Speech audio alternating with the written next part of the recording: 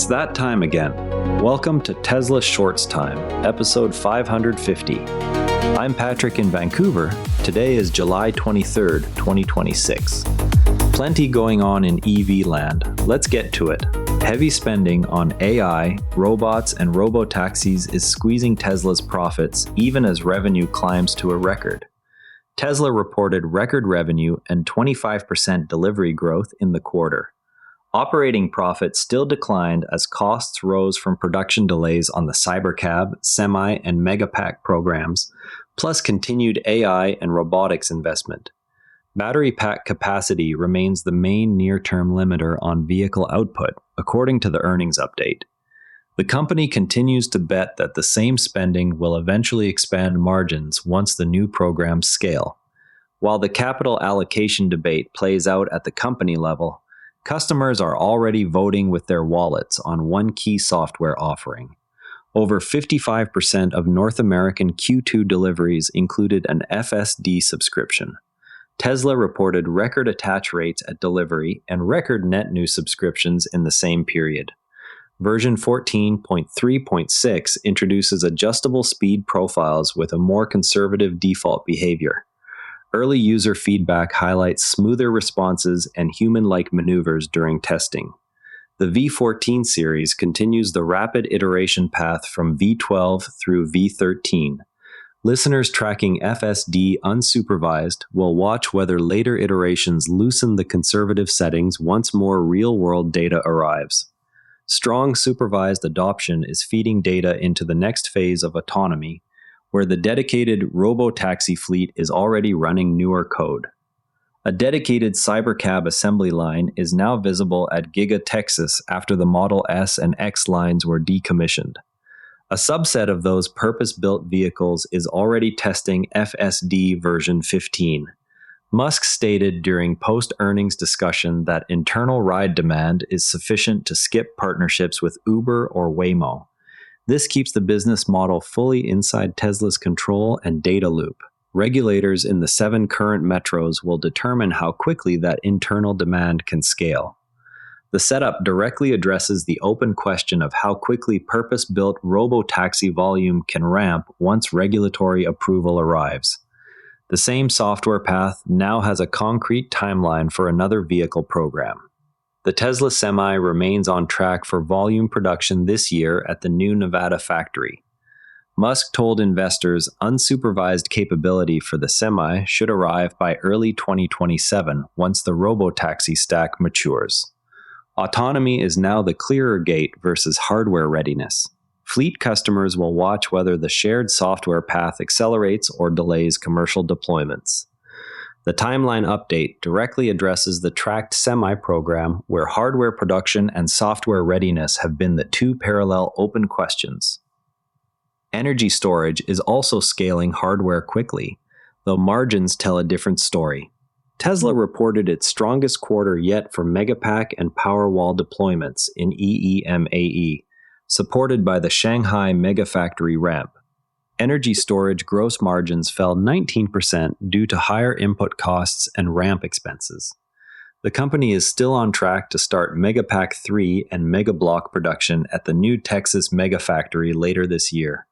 Investors will monitor whether the new factory's scale reverses the margin pressure in coming quarters. Manufacturing preparation is also advancing on the robotics side. Tesla named TSMC, Samsung, and Micron as key Optimus partners for compute, memory, and packaging. First-generation production lines are now under construction at Fremont after the Model S and X assembly was decommissioned. Early Optimus units will stay internal for training data collection ahead of the 2027 volume target. This partnership list gives the first concrete view of the supply chain behind the 2027 volume target. All of these hardware programs ultimately rest on the same expanding compute foundation. Tesla more than doubled on-site AI training compute in Texas during the first half of 2026. Cortex-2 is now supporting both vehicle and humanoid autonomy development and will continue to ramp through year-end. The company acquired an AI hardware firm for $1.95 billion in stock to bolster semiconductor capabilities. The deal closed in the second quarter through an asset purchase paid in common stock and equity awards. The target remains unnamed, but reports point to semiconductor design or packaging capabilities that could support AI-5 and Dojo roadmaps. The move adds in-house capacity at a time when training and inference compute are the main constraints on both FSD and Optimus timelines. Cortex-2 already supports vehicle and humanoid autonomy development, following the first half doubling of on-site Texas compute. The increase comes alongside progress on the Austin Semiconductor Fab. The supercharger network added more than 2,400 net new stalls in the first half. The network grew 17% year over year, while the company continues to open sites to non-Tesla vehicles. Utilization data from the expanded network will help determine whether open access improves or dilutes per stall economics. Expansion remains a supporting piece of both vehicle and future robotaxi operations. The addition continues the steady build-out tracked in prior quarters. FSD Supervised was credited with saving lives in a new Tesla post that highlighted real-world interventions preventing collisions.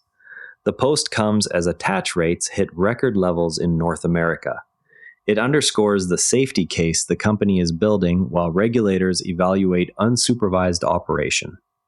The message aligns with the broader supervised FSD safety report shared in the same period. A Chinese influencer called FSD version 14 badass after a US test drive in a Model Y with HW4 hardware. Chen Zhen compared the latest build favorably to Chinese competitors after testing a Model Y with HW4 hardware. He highlighted human-like maneuvers such as backing up at a red light for a wide-turning truck and precise windshield wiper behavior. The shift in tone from his earlier lukewarm V13 assessment shows how quickly the supervised stack is closing perceived gaps. Both Mad Max and Sloth speed profiles delivered the noted results during the FIFA World Cup trip test. Powerwall 3P is now available in Germany for three-phase homes as a single-unit solution. The offering meets local electrical requirements that previously needed multiple systems and expands the addressable market for residential storage paired with solar. Early uptake will test whether the simplified offering lifts attach rates in a key European market. The launch follows the tracked Tesla Energy program, where residential and utility products have both seen recent geographic expansion. Tesla Semi remains on track for volume production this year at the new Nevada factory, even as broader capital spending faces scrutiny. Fleet customers are still waiting for the first unsupervised capable units. The timeline now hinges on software readiness rather than hardware alone. The Nevada facility addition keeps the Semi program moving forward on the hardware side, while the new FSD timeline supplies the software milestone. Now, one thing worth watching. Tesla warned that costs climbed after production delays on Cybercab, Semi, and Megapack. Operating profit dropped, even though revenue reached a record and deliveries rose 25%. The company is betting that the same AI and robotics programs driving the spending will eventually expand margins, but near-term cash flow remains under pressure.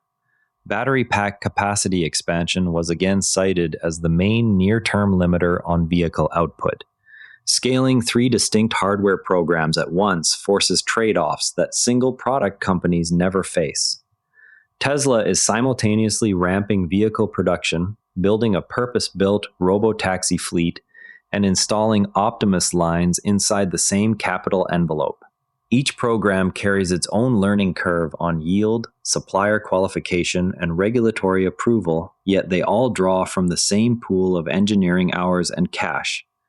Battery pack capacity is already identified as the binding constraint on near-term vehicle output, so every additional dollar directed toward AI inference silicon or humanoid actuators directly competes with that expansion.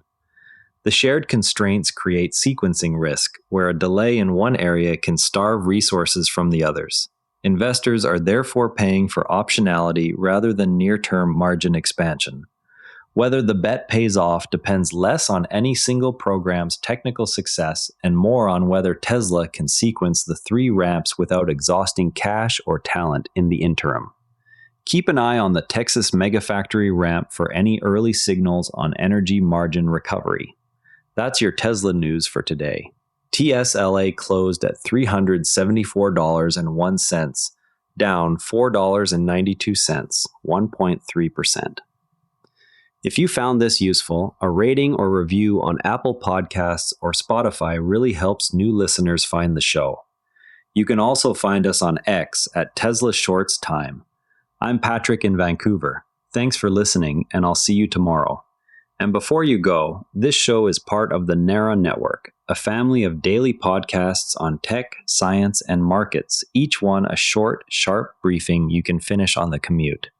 If today earned its place in your feed, here's your next listen. Models and Agents, your daily briefing on AI models and agents. Find every show free at naranetwork.com.